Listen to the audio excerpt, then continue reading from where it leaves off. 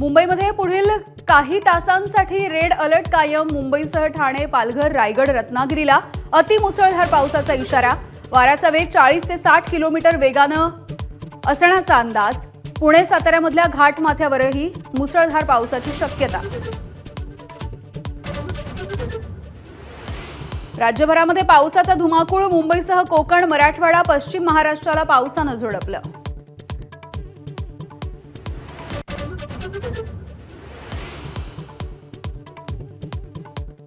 मुसळधार पावसानं लाईफलाईनला ब्रेक. पश्चिम रेल्वेची वसई ते डहाणू लाईन बंद.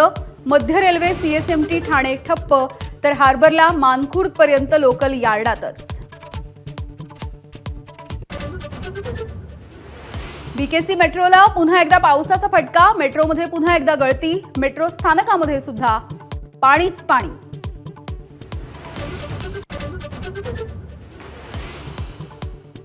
पावसानं मुंबईकरांची दैना. एलबीएस मार्गावरती गुडघाभर पाण्यामधून वाट काढताना मुंबईकरांची पुरे वाट.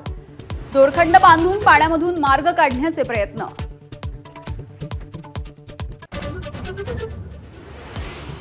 मुंबईत पवईच्या फुलेनगर भागामध्ये पुराच्या पाण्यात वाहून जाणारा तरुण थोडक्यात बचावला. बचावाचा थरार कॅमेऱ्यात कैद.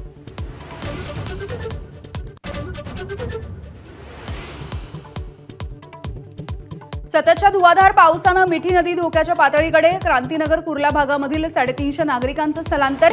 पालिकेकडून खबरदारीच्या उपाययोजना.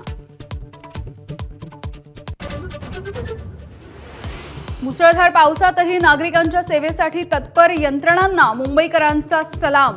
पोलीस, मोटरमनसह पालिका कर्मचाऱ्यांची तुंबलेल्या पावसातही अविरत सेवा.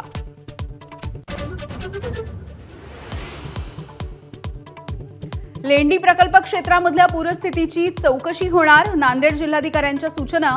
पूरस्थितीचं कारण समोर येणार. 6 जणांचा मृत्यू.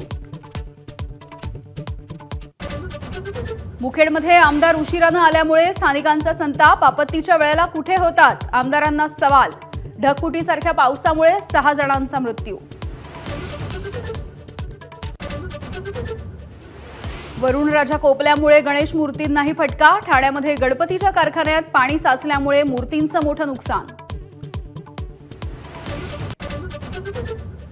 उपराष्ट्रपती पदाच्या निवडणुकीसाठी एनडीए आणि इंडिया आघाडीमध्येच टक्कर. सुप्रीम कोर्टाचे निवृत्त न्यायाधीश बी सुदर्शन रेड्डी यांना इंडिया आघाडीकडून उमेदवारी.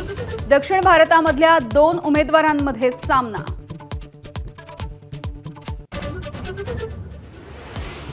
आणि आगामी आशिया चषकासाठी भारतीय संघाची घोषणा. सूर्यकुमारच्या नेतृत्वात 15 सदस्यीय संघ जाहीर.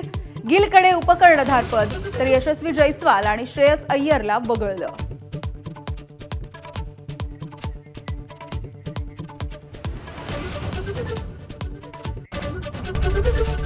एबीपी माझा, उघडा डोळे बघा नीट.